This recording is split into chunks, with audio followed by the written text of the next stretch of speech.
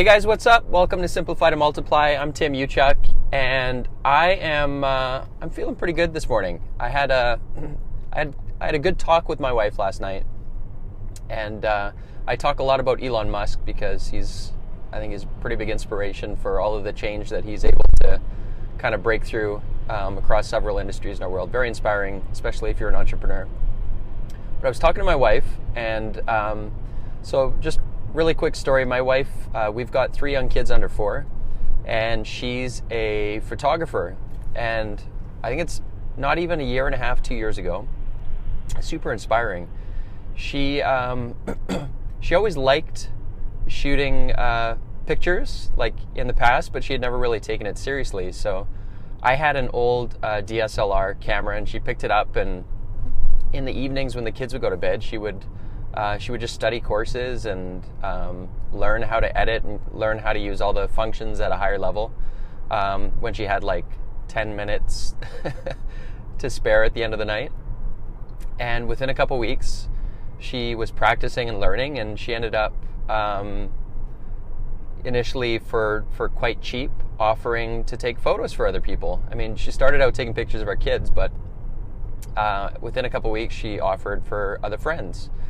And her craft got better and better and better, and she honed in on her style, and her prices started to go up because demand started to go up, and only so much time in the day.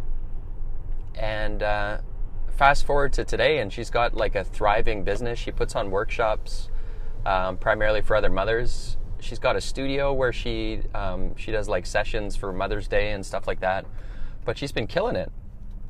And so we've been talking about, for those of you, whether you're familiar with ClickFunnels and Russell Brunson, but how can she create a bigger impact in less time? Because she really gets a kick out of teaching.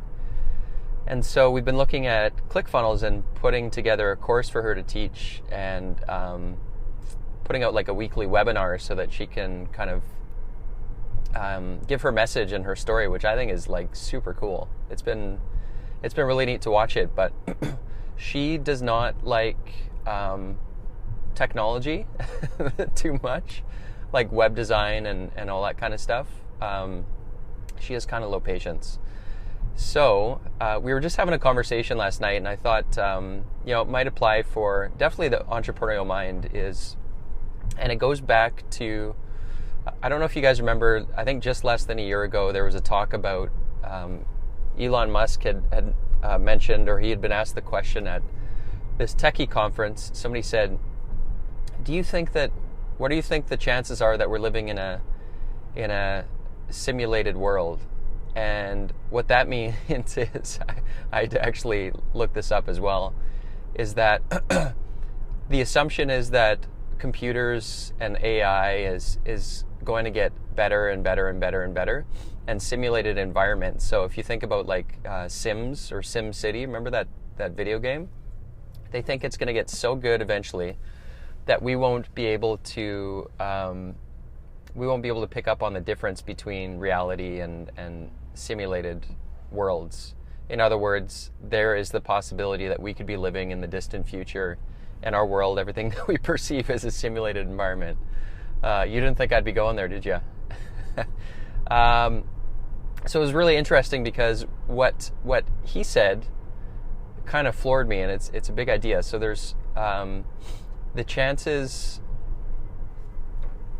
based on any level of, assuming any rate of progress, of technological progress, assuming any rate.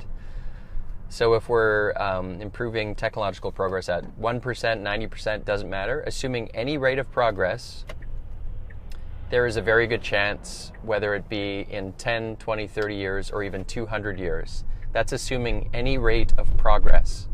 So let's just take it back to, I was talking to Emily last night because she was kind of tired. And I said just that. I said, this is going to work assuming any rate of progress, and that rate of progress is the determining factor on how quickly it works.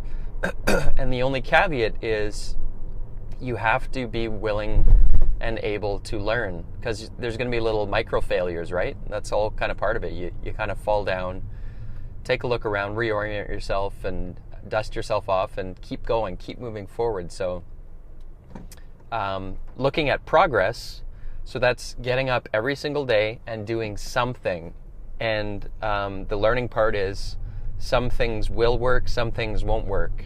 And if you can learn, in other words, abandon what's not working and try something else until you stumble on more things that work than don't work, assuming any rate of progress, the only thing stopping you from succeeding, if you're willing to learn along the way, is whether or not you continue. And that's it. So I thought that was kind of an interesting conversation, and it's totally true. And the fact that she's been able to pull together everything she has in a year, I mean, it's like a no-brainer, I think, in my opinion. So as you look at your business and you're thinking about, should I throw in the towel? My question would be, are you learning? Like, are you actually quantifying the experiments that you're running and taking a look and saying, oh wow, this actually worked really well, and this didn't. So what didn't work here, and what's a new experiment I can try? And even better, use the shortcut of modeling others that have been successful, so you don't have to go through all of the pain and the guesswork. There are ways that you can definitely shortcut it, or even talk to someone. That's Dan Sullivan, the coach, was talking about the how isn't as important as the who sometimes. So is there somebody that you can talk to that already has the answer, that can shortcut it for you? But that's it. Like, assuming any rate of progress, you will achieve it if as long as you don't stop. You just keep kind of going, and that's it. So I thought that was kind of it was motivating for me, for sure.